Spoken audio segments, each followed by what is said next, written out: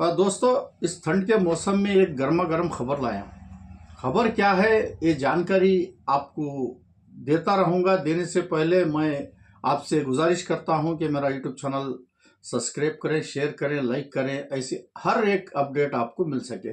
चलिए दोस्तों, देर ना करें, वीडियो शुरू करता हूं। दोस्तों, कोरोना वायरस के बाद अब फिर एक बार नया वायरस अब आया है। ये क्या है, इसकी जानकारी अभी अभी 15 दिन से ये चाइना से निकला हुआ वायरस है। ये पिछली बार भी कोरोना वायरस चाइना से निकला था और सबसे पहले जो हमारे हिंदुस्तान में आया तो फर्स्ट केरल में मिला था पहला केस। इसी तरह इस वायरस के भी हमारे ही राज्य में बेंगलुरु में 2 केसेस मिल चुके हैं ऑलरेडी, और गुजरात में 1 केस मिल चुका है। ये वायरस क्या है, इसका नाम क्या है, आपको जानकारी दूंगा। ये वायरस HMPV, यानी ये पिछले बहुत सालों से इस वायरस का नाम तो मालूम नहीं था। बहुत सालों से इस बीमारी का तो पता था, मगर जानकारी कब हुई, 2001 में इस वायरस की जानकारी हो गई थी जो हेल्थ डिपार्टमेंट को।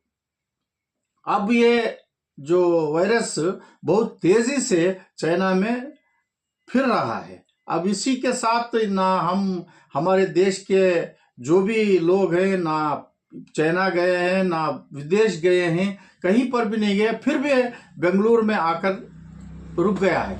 अब यहाँ पर 2 केसेस जो बच्चों में ज्यादा देखने को मिल रहा है। ये डॉक्टरों का कहना है कि बच्चों में, जो छोटे बच्चे हैं, ऐसे बच्चों को ये वायरस अटैक हो रहा है।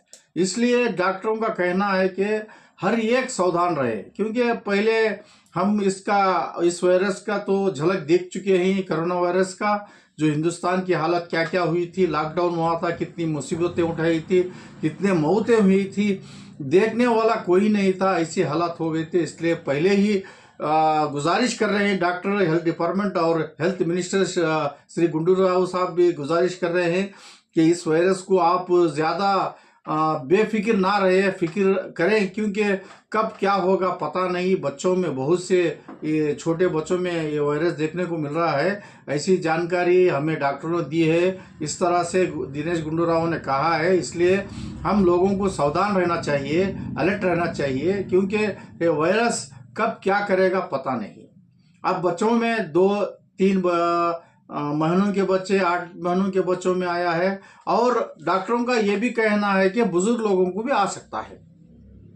और साथ ही साथ जो हार्ट के पेशेंट है, शुगर पेशेंट है, जो कमजोर हालत में रहते हैं, ऐसा उनको अटैक हो सकता है, ये डॉक्टरों का कहना है। इसलिए हम आप सभी देशवासियों को गुजारिश करते हैं कि अलर्ट रहिए, क्योंकि हम जितना इस बीमारी को कंट्रोल में रखेंगे उतना अच्छा है। क्या है गाइडलाइंस, डॉक्टरों का गाइडलाइंस क्या है, और सरकार जो स्टेट गवर्नमेंट है उसका गाइडलाइंस क्या है, आपको बता रहा हूं। गाइडलाइंस ये है, पिछली बार जो कोरोना में था वही गाइडलाइंस को फॉलो किया है। सैनिटाइजर की जो बात है, वही सैनिटाइजर यूज करना पड़ेगा, और ज्यादा भीड़ के दरमियान ज्यादा लोग जमा ना हो, और वहां पर अगर ऐसा पेशेंट हो तो वहां ना जाए।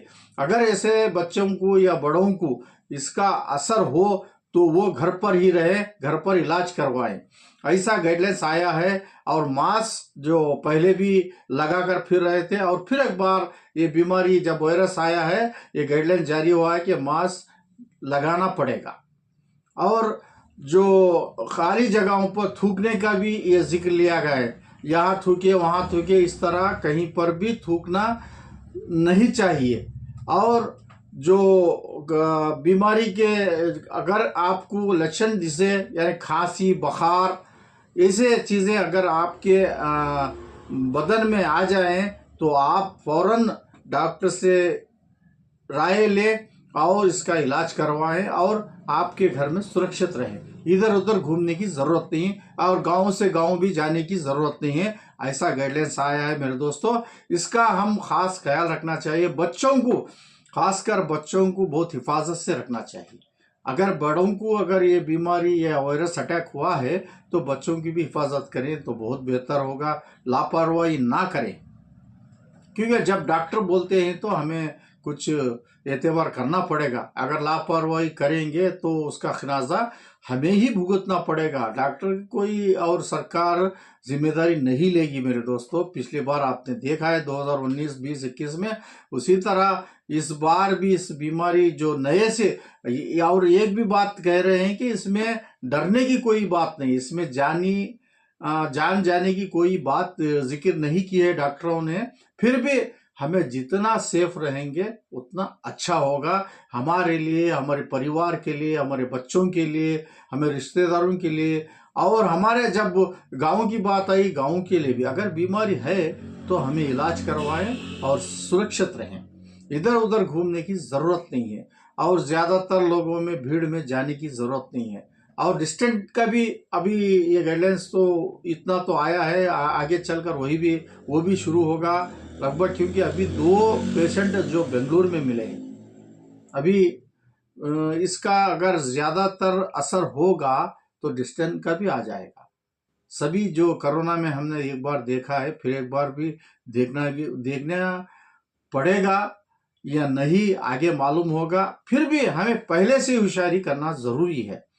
बसों में जाएं, रेलों में जाएं, कहीं पर भी जाएं, बहुत हिफाजत से जाएं, मास्क लगाकर जाएं और ज़्यादा भीड़ वाले इलाके में जाएं तो होशियारी से रहें। अगर आपको खांसी, बुखार या जो भी आपको असर हो तो आप फौरन डॉक्टरों से राब्ता हासिल करें और इलाज करवाएं। नहीं तो इसका आपको पिछले कोरोना में जिस तरह से हमने तकलीफ़ें उठाए, मुसीबतें उठाए, लॉकडाउन भी पड़ा था, आपको मालूम है। इस बार तो इसके गुंजाइश तो दिख नहीं रही, मगर हमें पहले ही इसकी होशियारी करना पड़ेगा। अगर लॉकडाउन पड़ा तो क्या क्या हालत होगी आपको पता है, इसकी बोलने की ज़रूरत नहीं। जो लोगों ने आंखों देखा हाल देखे हैं, इससे बोलने की ज़रूरत नहीं। तकलीफ़ें उठाए हैं, मुसीबतें उठाए हैं, मौत मट्ठी यानी खांदा देने की भी हमें वक्त मिला तो भी हम जा नहीं सके। ऐसे हालात गुजरे हैं मेरे दोस्तों। होशियार रहें, सेफ रहें, सुरक्षित रहें, अपने परिवार को सुरक्षित रखें। नहीं तो अगर आप लापरवाही करें तो डॉक्टर, मैंने पहले बोल रहा हूँ, डॉक्टर कोई जिम्मेदारी नहीं लेंगे। हमें अपनी जिम्मेदारी हम खुद उठाना पड़ेगा। अगर बीमारी है या नहीं है दूसरी बात है, मगर हिफाजत से रहना चाहिए, सेफ रहना चाहिए। बीमारी का असर तो आप डॉक्टरों ने दिखा दिया है। अगर आप लापरवाही करेंगे तो क्या करेंगे? अगर आपको बीमारी आ गई तो क्या करेंगे? डॉक्टर के पास जाना पड़ेगा, तब कहेंगे। पिछली बार आपने देखा तो दिल्ली से आई, बम्बई से आई, चीना कहाँ से आए थे, देखो आपको मालूम तो है, बोलने की ज़रूरत भी नहीं है। इसलिए मैं आपसे पहले से ही कह रहा हूँ, जहाँ भी जाएं बहुत हिफाजत से रहें। आगे जो भी कदम उठाएंगे तो हम सोच समझ के उठाएं, क्योंकि बदनाम का धब्बा एक बार लग चुका है, ये बार बार लगने ना दें तो बेहतर होगा। आप अपने परिवार का खास ख्याल रखते हुए, जो भी अगर बच्चों को जो खांसी, बुखार या बदन दर्द या छींकना भी हो तो ये भी गाइडलाइंस दिया गया है कि अगर आपको छींक आए तो कर्चिप या टिश्यू पेपर का इंतज़ाम करें, हाथ में रखें या कर्चिप रखें। और पब्लिक के, जब ज़्यादा पब्लिक भीड़ रहती है उस जगह पर छींक आई तो आपको कर्चिप मुंह पर लगाना चाहिए। ये भी गाइडलाइंस ऑलरेडी कर्नाटक गवर्नमेंट ने जारी किया है। इसलिए आपसे गुजारिश कर रहा हूँ कि आप इसका खास ख्याल रखें, लापरवाही ना बरतें तो बहुत बेहतर होगा।